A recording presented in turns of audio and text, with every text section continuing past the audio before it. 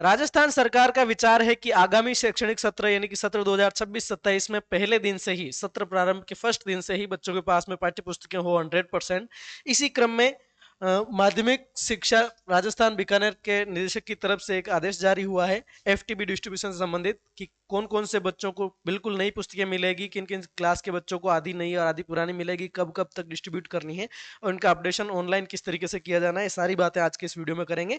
मेरा नाम है राधेश्याम जटिया और आप सभी का स्वागत है आपके अपने भैरव टेक बदसर के यूट्यूब चैनल पर। तो शुरू करते हैं आज की वीडियो को। अगर आप चैनल पर नए हैं तो सब्सक्राइब कर लीजिएगा और बेल आइकन को दबा दीजिएगा ताकि हर इंपॉर्टेंट जानकारी आप तक सबसे पहले पहुंचती रहे। तो शुरू करते हैं आज की वीडियो को। ठीक है साथियों, देखिए सत्र 26-27 के लिए राजकीय विद्यालयों में अध्ययनरत विद्यार्थियों को निःशुल्क पाठ्य पुस्तकों के वितरण बाबत आवश्यक दिशा निर्देश क्या है साहब। उपयुक्त विषयांतर्गत लेख है कि शैक्षिक सत्र 26-27 हेतु राजकीय विद्यालय और मदरसों में अध्ययनरत 1 से 8 तक के समस्त विद्यार्थियों तथा कक्षा 9 से 12 तक की समस्त छात्राओं, अनुसूचित जाति एवं जनजाति के समस्त छात्रों और वे छात्र जिनके अभिभावक आयकरदाता नहीं है को एफटीबी फ्री टेक्स्ट बुक उपलब्ध करवाई जानी है। शाला दर्पण पोर्टल पर पीओ की प्रविष्ट सूचना के आधार पर इस कार्यालय द्वारा प्रेषित मांग के अनुरूप राजस्थान राज्य पाठ्य पुस्तक मंडल द्वारा अनुबंधित परिवहन संवेदकों के माध्यम से पीओ तक निःशुल्क पाठ्य पुस्तकों का वितरण किया जाना है।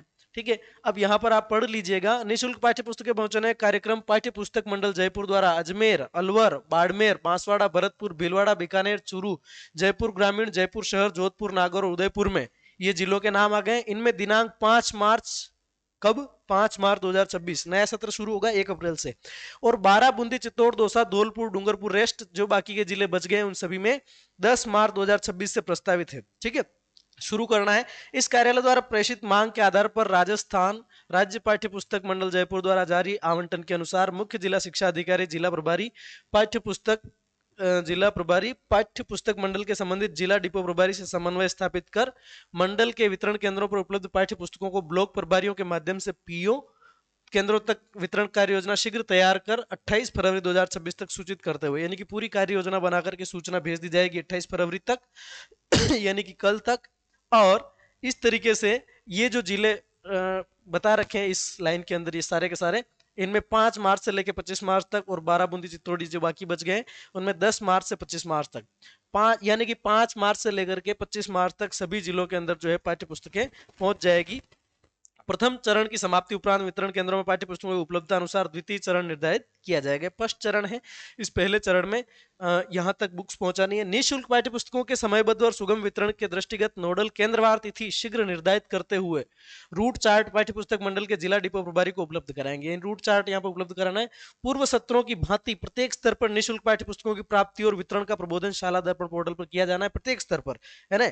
जैसे पाठ्य पुस्तक मंडल से निकलेगी, उसके बाद में जिला डिपो पर आएगी, उसके बाद में सीबीओ स्तर पर आएगी, फिर पीओ स्तर पर आएगी, ये सारा का सारा। मंडल स्तर पर अतिरिक्त जिला शिक्षा अधिकारी कार्यालय संयुक्त निदेशक स्कूल शिक्षा निःशुल्क पाठ्य पुस्तकों के सुचारू और व्यवस्थित वितरण हेतु मंडल प्रभारी के रूप में और अधीनस्थ समस्त सहायक निदेशक कार्यालय मुख्य जिला शिक्षा अधिकारी से समन्वय रखते हुए कार्य करेंगे।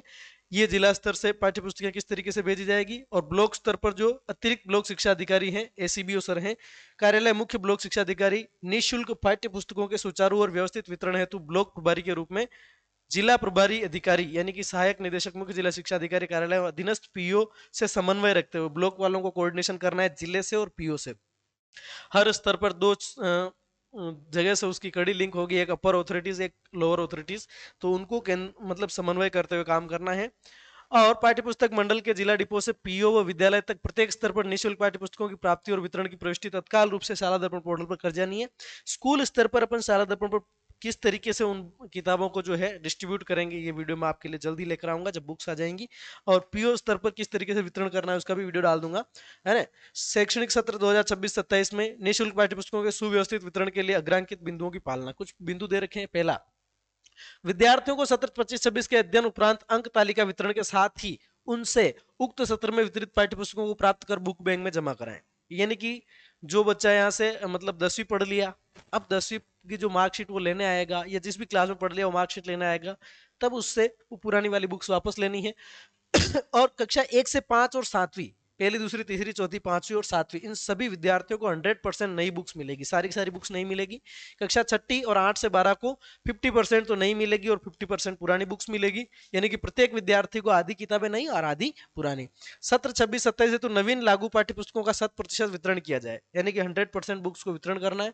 और उसके बाद में यहाँ पर क्या दे रखा है साथियों, परिवहन वितरण कार्य पूर्ण निर्धारित अनुसार ब्लॉक प्रभारी, मुख्य या अतिरिक्त ब्लॉक शिक्षा अधिकारी द्वितीय द्वारा किया जाना है। व्यवस्थित और निर्धारित समयावधि में वितरण हेतु जिला डिपो पर सीबीओ या एसीबीओ द्वारा ही उनके अधीनस्थ पीओ यूसीसीओ प्रभारी की मौजूदगी में पुस्तकें प्राप्त की जानी है। ठीक है, तो अपने अधीनस्थों को लेकर के जाएंगे, जिला डिपो से बुक्स लाएंगे, सीबीओ एसीबीओ सर, है ना।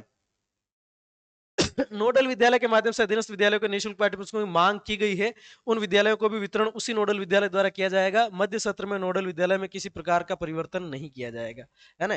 पहले ही आपको बांट दी जाएगी। रूट चार्ट का निर्माण करना है, रूट चार्ट के खिलाफ नहीं जाना है, लापरवाही माना जाएगा। विगत सत्र में प्रचलित पाठ्य पुस्तकें जो इस सत्र में उपयोग में ली जा सकती है, ऐसी पुस्तकों को रीयूज करने हेतु प्रत्येक विद्यार्थी को क्लास 1 to 3 के विद्यार्थियों को छोड़ते हुए, पहली से तीसरी को छोड़ते हुए, अगर कोई बुक है जो बिल्कुल नहीं पड़ी हुई है हमारे पास में और वो अभी इस सत्र में संचालित होगी, मतलब नए सत्र में, तो उसको यूज कर सकते हैं। क्लास 1 और 1 2 3 को तो बिल्कुल नहीं देनी है। 50% नई और 50% ओल्ड बुक्स जो है वो वितरित करनी है। ध्यान रहे कि एफटीबी वितरण राज्य सरकार की महत्वपूर्ण योजना है ना। एसडीबीएसपी पोर्टल में आता है ये भी, तो इसकी तत्काल जो है इस पर सूचना चढ़ानी है। ये आपके सामने जानकारी थी। तो साथियों, शाला दर्पण के बीएसपी पोर्टल से, यानी कि बेनिफिशियरी स्कीम पोर्टल जो आपका है, उसके माध्यम से आपको स्कूल स्तर से एफटीबी को जो है स्टूडेंट्स को वितरण करना रहेगा। तो वो वीडियो आपको जल्द ही मिल जाएगा। बाकी हर अपडेट के लिए आप जुड़े रहिए चैनल के साथ में। मिलते हैं नेक्स्ट वीडियो में, तब तक के लिए आप सभी का बहुत बहुत धन्यवाद। Thank you so much, bye.